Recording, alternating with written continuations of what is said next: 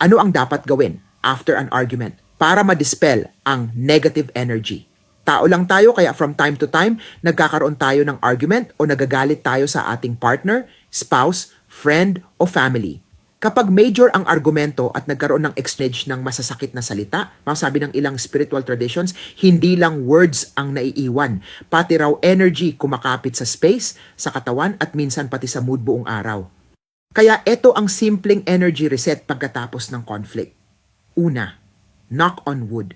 Kahit pader, mesa o kahoy na furniture. Sa old beliefs, ginagawa ito para putulin ang lingering bad energy at hindi na ito magpatuloy o bumalik.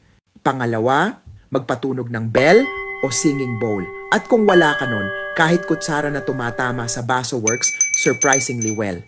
Bakit? Maraming traditions ang naniniwala na sound breaks stagnant energy, parang binabasag mo yung bigat na naiwan sa atmosphere. At panghuli, maghugas ng kamay gamit ang malamig na tubig.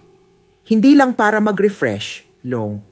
Sa energy practices, tubig is believed to carry away emotional residue, stress, at init ng galit.